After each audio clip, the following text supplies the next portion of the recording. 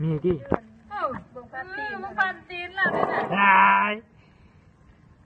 เมียนอันนี้กันยิบออกหรอก ก็นั่นล่ะ ยังบุกเคลื่อนได้ที่นี่นะเส้นเหยาวเลย จะปลาตายมึงก็ตายโอ้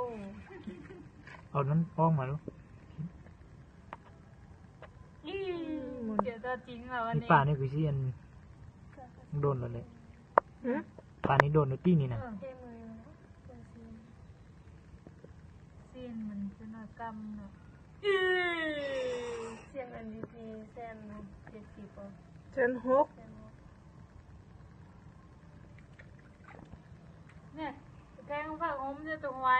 แกงผัก อั อั น น นี้มัน นั้น เอา จะตรงไว้ เอาแยกป่ามาเด้อที่นี่นะคิดกระเดือนที่เนี่ยคลิปนี้ยังวะในท้องที่ แม่ท้อง ท้องขุมมีอันเห็นอยู่นั่นจะปลาเห็นไม่ต้องเปลี่ยนนั่นนี่เลยไม่ต้องกุมแย่แล้วมีลายแล้ว นี่มัน เจ ได้ อ ที่ ตั ไห วน จริง มันได้ที่ จะดี เห็นแต่ในคลิปอยู่ๆ เอ นั่น อ ซีน เส้นอันนั้นมัน เลือดไตเราเนี่ย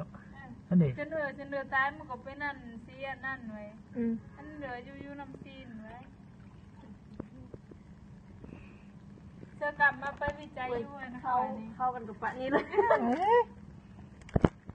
ปลาทูทะเลเด้อนี่นะปลาทูทะเลเขาซื้ออยู่แค่มานั่นที่รีบสั่งฮิต ส ส่วน เปรย์เจอหาลองนะลองปาดลองใส่มันดูนี่เลยจะได้ ปลาเส้นเหนียวเหรเอาไปกินอยู่เลย กิน อันนี้มากินนะมันนี่นะ กินหนูไปซื้อมา กินหรอก นี่ทิมละล่าเลยเนาะลายเด้อนี่นะ เด้ตัวนี้ นี่ปัดทูแกงเดินไปทาง เหนียวเลย ร้านปันนุมาแกงยังสาว ในครัวนี่ไปซื้อปลามา ซื้อปลา โอ้ตาย ทับไข่ คันบุกินบุต้องปัดเลยคิด ปาดเบิ้ง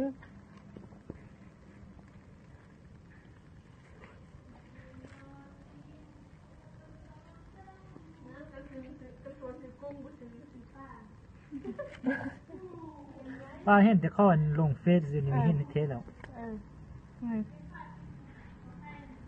คิดกระเดือนหรือมันยังเนาะ สีก็เดือนนี่นะ โอ้ปลายังอยู่นี่ใช่ปะ ปาดเลย กุ้งมาซื้อกุ้งอันนั้น ปลาก็เป็นเทศแล้วนี่ กุ้งซื้อกุ้งมาบอกผิด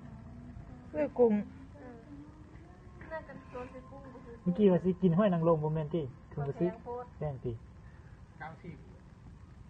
โล35,000 เงาน่ะ เนาะ ตัวนั้นสาม ซิวเค็มทะเลปลานี่